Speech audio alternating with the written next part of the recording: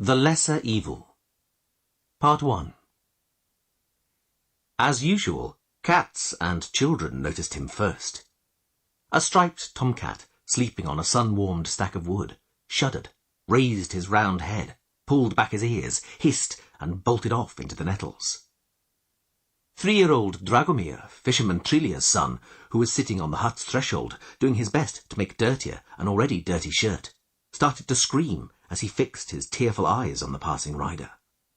The Witcher rode slowly, without trying to overtake the haycart obstructing the road. A laden donkey trotted behind him, stretching its neck and constantly pulling the cord tied to the Witcher's pommel tight. In addition to the usual bags, the long-eared animal was lugging a large shape wrapped in a saddlecloth on its back. The grey-white flanks of the ass were covered with black streaks of dried blood. The cart finally turned down a side street leading to a granary and harbour from which a sea breeze blew, carrying the stink of tar and ox's urine. Geralt picked up his pace. He didn't react to the muffled cry of the woman selling vegetables, who was staring at the bony, taloned paw sticking out beneath the horse blanket, bobbing up and down in time with the donkey's trot. He didn't look round at the crowd gathering behind him and rippling with excitement. There were, as usual, many carts in front of the alderman's house. Geralt jumped from the saddle, adjusted the sword on his back, and threw the reins over the wooden barrier. The crowd following him formed a semicircle around the donkey. Even outside, the alderman's shouts were audible. "It's forbidden, I tell you! Forbidden! God damn it! Can't you understand what I say, you scoundrel?" Geralt entered. In front of the alderman, small, podgy and red with rage, stood a villager holding a struggling goose by the neck. "What? By all the gods! Is that you, Geralt? Do my eyes deceive me?" And turning to the peasant again, "Take it away, you boor! Are you deaf?" "They said," mumbled the villager, squinting at the goose, "that a wee something must be given to his lordship, otherwise—" "Who said?" yelled the alderman. "Who? Did I supposedly take bribes? I won't allow it, I say. Away with you. Greetings, Geralt." "Greetings, Caldermain."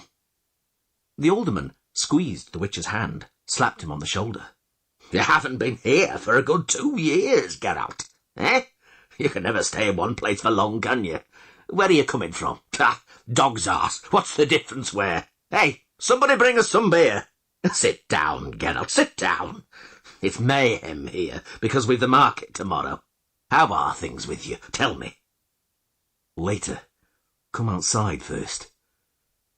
The crowd outside had grown twofold, but the empty space around the donkey hadn't grown any smaller.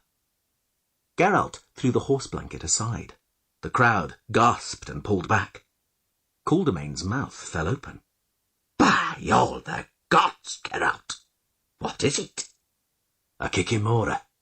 Is there any reward for it?" Caldermain shifted from foot to foot, looking at the spidery shape with its dry black skin, that glassy eye with its vertical pupil, the needle-like fangs in the bloody jaws. "Where? From where?" "On the dike, not some 4 miles from town, on the swamps. Caldermain, people must have disappeared there. Children."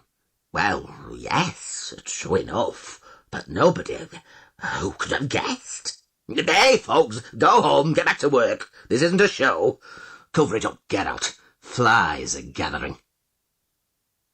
Back inside, the alderman grabbed a large jug of beer without a word, and drank it to the last drop in one draught. He sighed deeply and sniffed.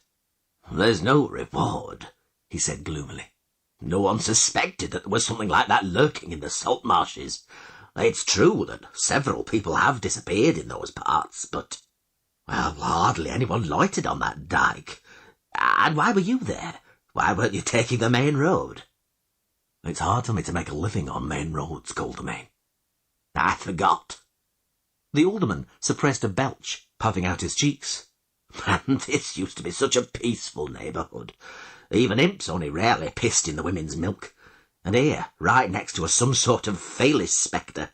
It's only fitting that I thank you, because as for paying you, I can't. I haven't the funds." That's a shame. I could do with a small sum to get through the winter.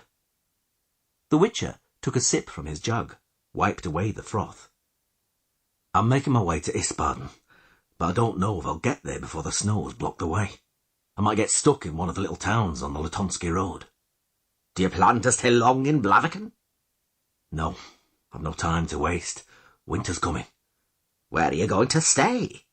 With me, perhaps? There's an empty room in the attic. Oh, I get fleeced by the innkeepers, those thieves. We'll have a chat, and you can tell me what's happening in the big wide world.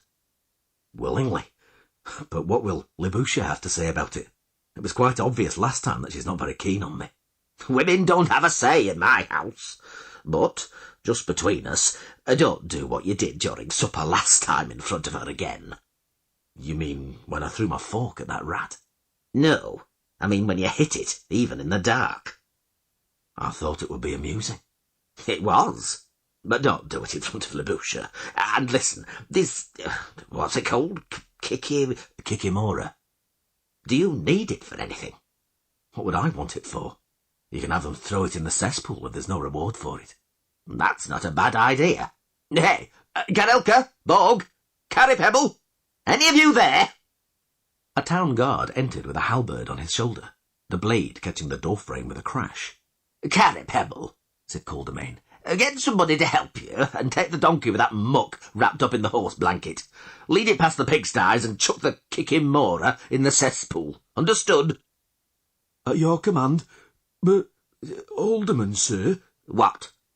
Before we drown that hideous thing... Well? We could show it to Master Irian. It might be useful to him. Caldermain slapped his forehead with his open palm. You're not stupid, Gary Pebble.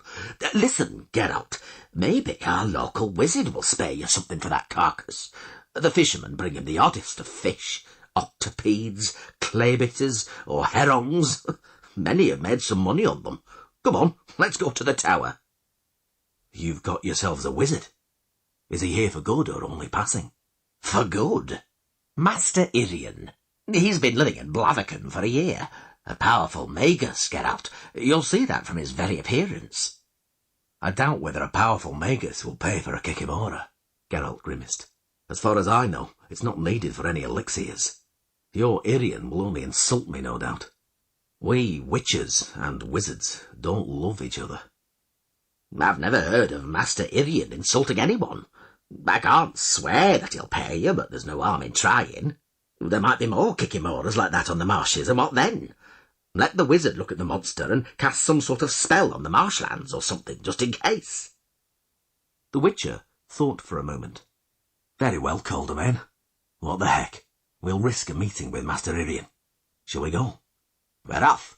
Carry Pebble, chase the kids away and bring the floppy ears. Where's my hat?